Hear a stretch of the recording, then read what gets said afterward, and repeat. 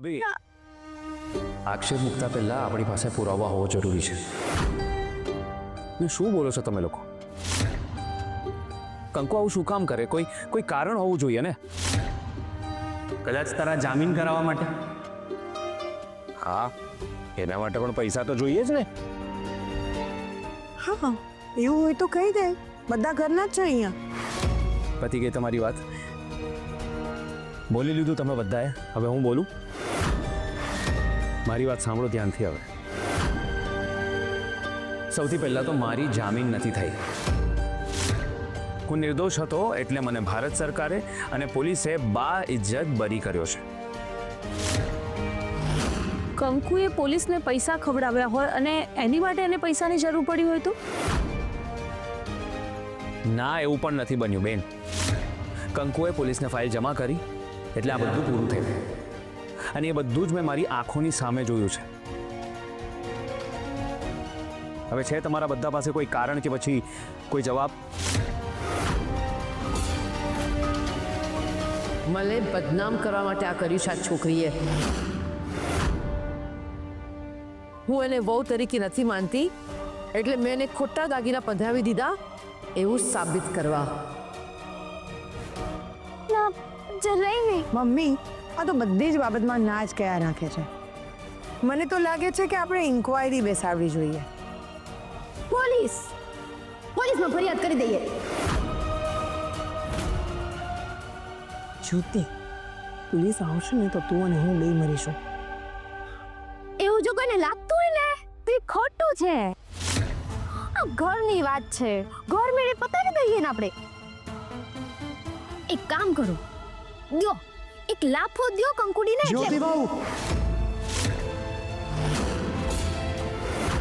જ્યોતિબાઉ, માન્યું કે જીભને હાડકું નથી હતું, પણ એનો અર્થ એ નથી કે ગમે ત્યાં ઠેકડા મારે.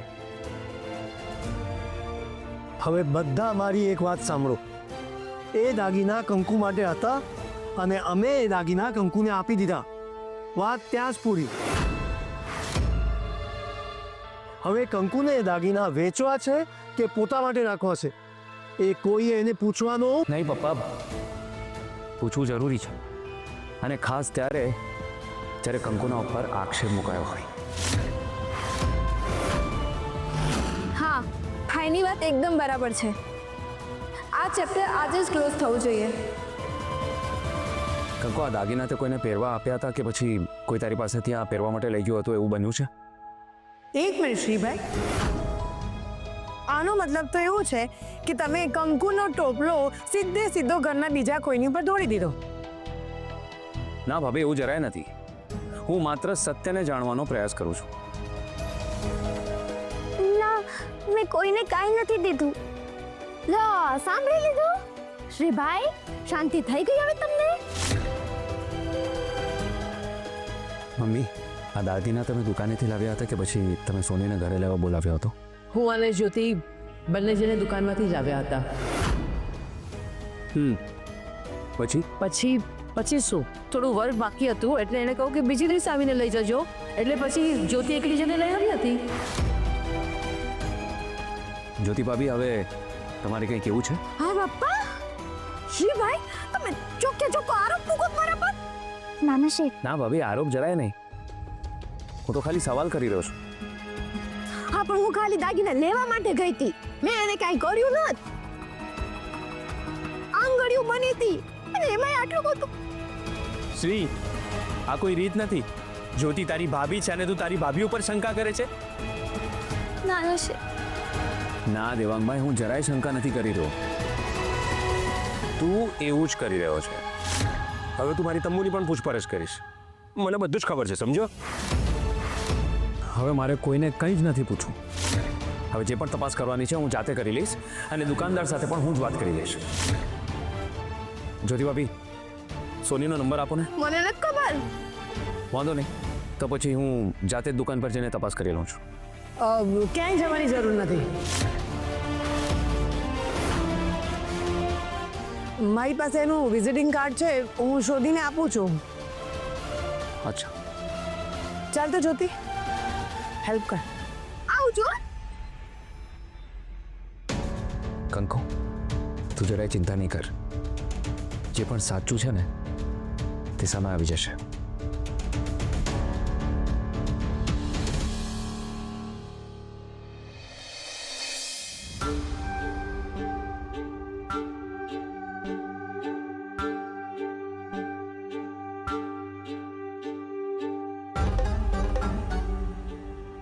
અરે બસ બહુ થઈ ગયું, હવે ઉભા રહો અને કંઈક કરો ને. બધા દાગીના તો તમારી પાસે છે ને? હા, મને તો મળ્યા નથી દાગીના ને તોય મારું નામ ચડી ગયું. બધા દાગીના તમારી પાસે છે ને? હું તો એને આમાં અડીએ નહોત. એટલે દાગીના મારી પાસે છે, દાગીના મારી પાસે છે એટલે શું? એટલે બધા દાગીના તમારી પાસે છે, એમાં કાંઈ ખોટું કીધું મેં? બરાબર બરાબર, દાગીના મારી પાસે છે. You are absolutely right. તો જા, જઈને નીચે બધાને કહી દે. અરે નહીં ભાભી, એમ નહીં. તમે સમજો ને, કંઈક રસ્તો કાઢો ને. તમારી પાસે તો કેટલા બધા રસ્તા છે, તો કંઈક રસ્તો કાઢો આમાં પણ.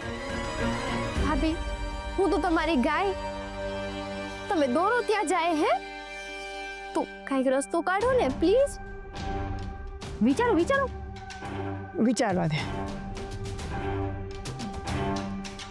જો શ્રીભાઈ ઓલા દુકાનવાળાને ફોન કરશે તો ઓલો દુકાનવાળો શ્રીભાઈને કહી દેશે કે તમારા ઓરિજિનલ દાગીનાના જેવા જ સેમ ટુ સેમ નકલી દાગીના બનાવ્યા છે. હા, પણ નંબર છે એમ કહીને થોડો ટાઈમ તો લઈ લીધો છે ને. ઓ ભાભી, તમારે જે કરવું હોય એ કરો, પણ મને આમાંથી કાઢો પ્લીઝ.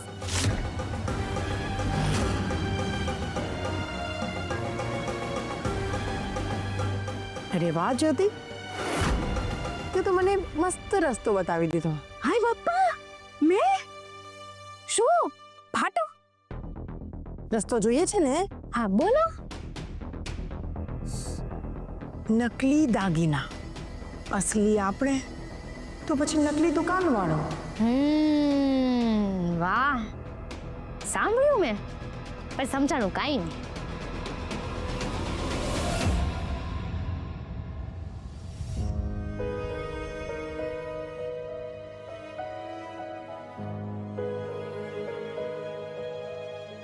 ભાભી હજી સુધી આવ્યા કેમ નહીં? ભાભી આવે જ છે હં? નંબર લઈને. એક નંબર ગોતવામાં આટલો બધો વાર? હાય બાપા, એક આંકડો થોડી છે, 10 એ 10 આંકડા ગોતવાના ને, તો વાર તો લાગે કે નહીં? ના એટલે જો એવું હોય તો હું જાતે જ તપાસ કરી લઉં છું, કારણ કે ઘણી વાર લાગે છે ને, એટલે જ્યોતિ ભાભી. હા, નંબર મળી ગયો છે, લાવો હું લગાવી દઉં. હા ભાભી આપો. હા,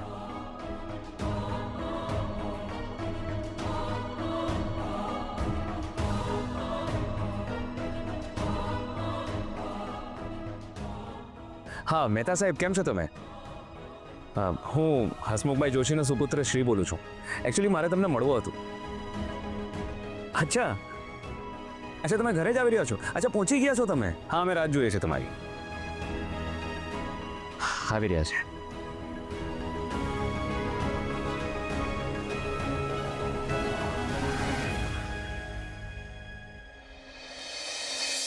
મહેતા સાહેબ, આની તપાસ કરો. કેમ, શું થયું? આ મને નકલી લાગી રહ્યા છે. આ તો જોઈને જ ખબર પડે છે કે આ દાગીના નકલી છે.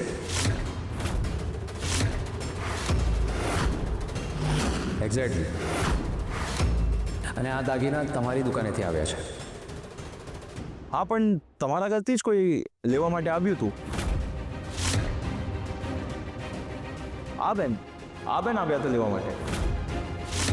અરે હા, પણ હું તો કાલ બસ થઈ ગયું ક્લિયર. જ્યોતિ ભાભીએ જ આ દાગીના બદલી નાખ્યા છે. કંકુના અસલી દાગીના લઈને આ ખોટા દાગીના મૂક્યા છે. હાય બાપા, પ્રિયા, શું બોલે છે આ?